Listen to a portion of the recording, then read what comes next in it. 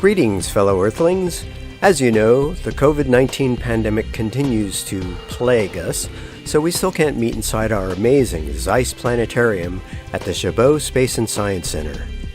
However, we can still use Nature's Planetarium, also known as the real sky, to dress up warmly, step outside, tilt our heads back, and see at least some of the amazing things I'll be pointing out for you tonight.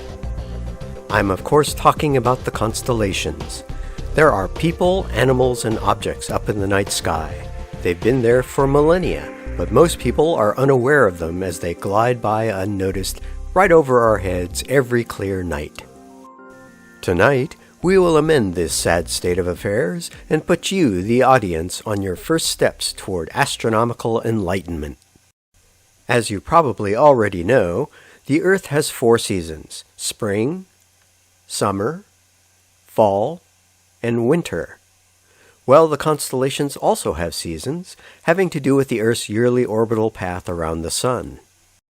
That, and the fact that we can only see stars by looking away from the Sun at night, which changes our view of the stars throughout the year.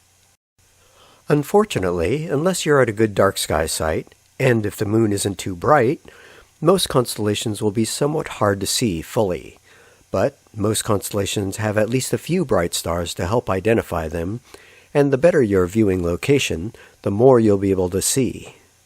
A good first step to finding the constellations is done by knowing your compass directions. We can easily do this without a compass using a constellation that is quite easy to see, Cassiopeia, the Queen, also known as the Big W. Face the sky roughly 45 degrees to the right of where the sun had set, and look about halfway up to the top of the sky, and you'll see it. As you can see, Cassiopeia has 5 stars make up the W shape, which is actually her throne. From this angle, it's kind of face down. This 6th star makes up the seat of the throne, which can be seen to have a rather unergonomic back. Off the tip of the more squashed end of the W, you might see another somewhat faint 7th star. Just connect the end of the W to that star and extend the line about 2.5 times until it comes to the semi-bright star, which is named Polaris and is otherwise known as the North Star. As previously mentioned, the Earth's orbit around the Sun causes our earthbound view of the stars to slowly change throughout the year. The bad news is, Cassiopeia is now heading down toward the northeast, and by April will eventually get too close to the horizon for it to be useful as a pole-finding constellation. The good news is, rising in the northeast is the Big Dipper, a better and easier pole-finding star grouping that will be good to use from now until September. Now, Polaris is the only star in the entire sky that stays pretty much right where it is, so no matter what time of the night it is, or even what month of the year it is, all you need to do is face it, and you'll always be facing due north, with east directly to your right, west directly to your left, and south directly behind you. All the other stars wheel around this pivot point anti-clockwise, making them appear to rise in the east and set in the west. This is, of course, an illusion caused by the Earth's rotation, which gives the appearance that the stars are moving, when in fact it is the Earth that's spinning. If you think of the Earth as a spinning top, and you extend Earth's north polar axis straight up into the sky, it points almost directly at Polaris. Using Polaris, we found all the compass directions, but Polaris is also the end of the Little Dipper's handle, whose official name is Ursa Minor, the Little Bear, and our next constellation. It's a bit faint, but from Polaris, you might be able to trace its curving handle to its bowl. The 2 brighter stars at the end of its bowl are called the Guardians, because they seem to march around the North Star like protective sentries throughout the night. To continue, let's turn our view to the south, like so. This will flip everything we've seen so far upside down, and will enable us to find the rest of the night's major constellations more easily. Right near the very top of the sky, we find Auriga, the Charioteer. He's easy to spot because of his bright eye star, Capella. It's just his head in profile, but he's got a triangular hat, a hooked nose, his bright eye, Capella, and the rest of his large head with big manly chin. To the right of Auriga, we have Perseus, the hero. He's got a tall, thin, triangular hat, a head, body, legs and feet. His right arm is curled up behind him, while his left arm is reaching out for his maiden fair, Andromeda. Andromeda is known as the Chained Lady. She got into a bit of a scrape and was chained to the rock so a sea monster could come and eat her, which is why Perseus is so intent on saving her.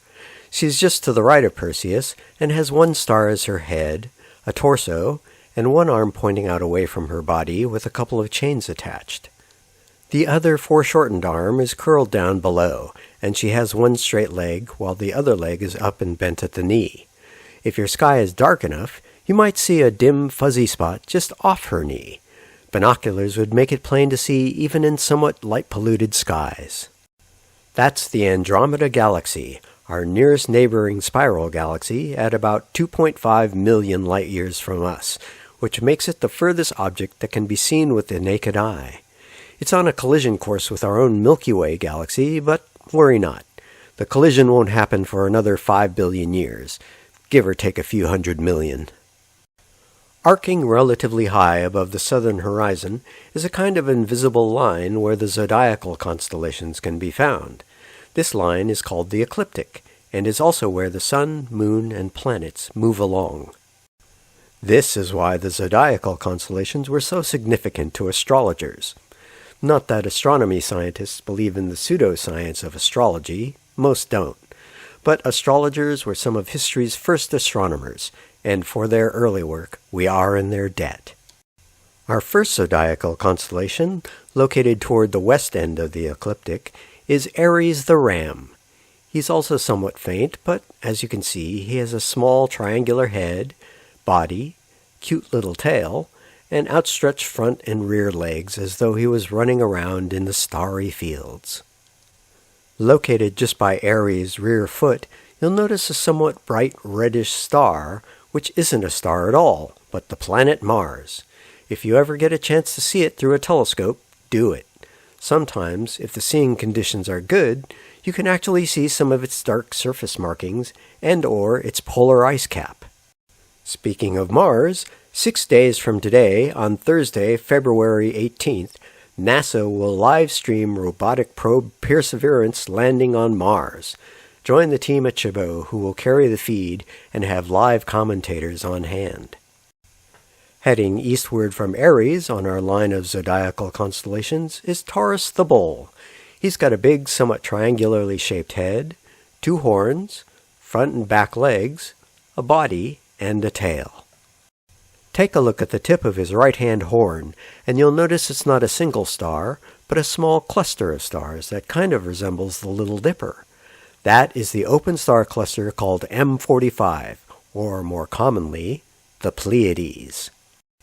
The Japanese call it Subaru, and if you look at the medallion on the front of every Subaru vehicle, it shows those stars. Use binoculars to look at it. It's actually quite beautiful. To the left of Taurus, we find Gemini the Twins. This constellation is one of the easier ones to see, as it is composed of 2 very bright stars, along with the rest of the stars that make up their arms, bodies, and legs. Continuing eastward along the ecliptic from Gemini, we find, or rather don't find, the zodiacal constellation Cancer the Crab. I'm being a bit wishy-washy about this constellation because it is quite faint, and unless you're at a fairly good dark sky site with no moon, you'll never find it. As you can see from the illustration, it's a very simple constellation made up of a kind of squashed rectangle with a couple of sticks coming off the top which are meant to be the crab's arms. Not too impressive, but this constellation does contain a beautiful deep sky object that is easily found with just a pair of binoculars, which I'll describe how to find in a moment. But before that, we come to our last zodiacal constellation of the night, Leo the Lion.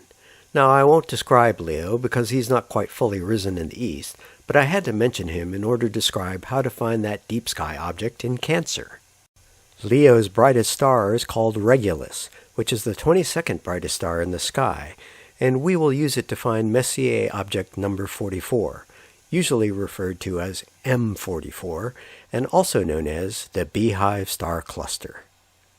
To find the beehive, draw an imaginary line from Regulus to the closer twin's head, Pollux. Just a bit past and below the center of that line, you'll find it. It's in the upper right part of Cancer's head. Check it out if you get a chance. It's actually quite pretty. Leaving the ecliptic, I've saved the best for last, Orion the Hunter. This constellation is composed of the most bright stars of all the other constellations from both the Earth's northern and southern hemispheres, and is known by most people in the world. He's got a little tiny head, broad shoulders. He's holding aloft a somewhat faint club in one hand, while his other holds forth a shield. Then there's his famous belt of 3 stars, a sword hanging from his belt, and his legs and feet. If you look closely at his sword of quote-unquote stars, you'll notice that the middle star looks a bit fuzzy. Take another look with a pair of binoculars, and you'll see it's not a star, but a fuzzy little smudge. A look with a telescope will reveal a cloud with striations and details. This is the Great Nebula in Orion, a place where new stars are being born, a sort of stellar nursery, if you will, and, as you can see, quite beautiful. Just below Orion's feet is one of my favorite constellations, Lepus, the bunny rabbit. He's got a head, a pair of ears, and a cute little bunny body. Our last 2 constellations for the night are Orion's dogs, Ursa Major, the big dog, and Ursa Minor, the little dog, which I figure must be a wiener dog because it's just 2 stars, though one of the stars is Procyon, the 9th brightest star in the sky. Not to be outdone, Ursa Major has the brightest star in the entire night sky, Sirius, the dog star. The ancient Egyptians used to use the first sight of this star as a notice for the annual flood of the Nile River, and for when to plant crops. And that's it. There are other smaller or fainter constellations out there, which I encourage you to look for using a good book and maybe a pair of binoculars too.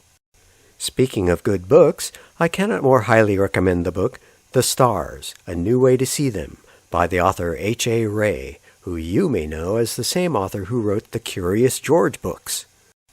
Rey was a scientist who wasn't satisfied with the way modern star charts were drawn. The astroscientists were not interested in the characters, objects, or stories behind the constellations, so for convenience, they just connected the brighter stars into weird geometric shapes, slapped on their Greek names, many of which would mean nothing to the common person, and left it at that.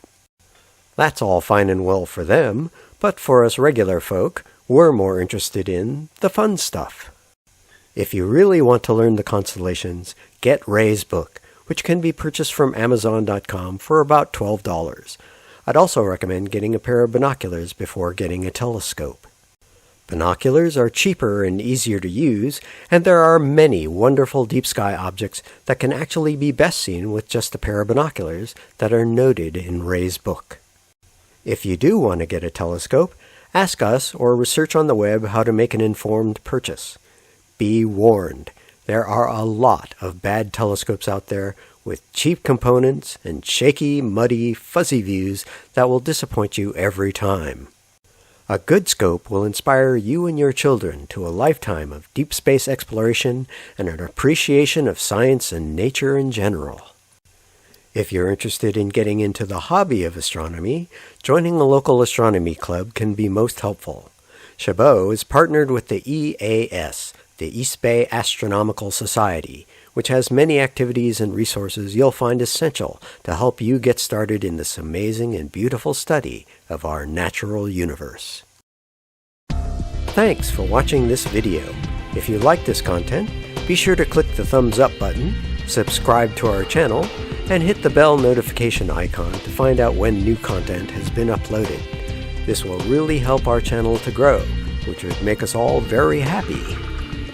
And until we meet again, we'll see you in the future!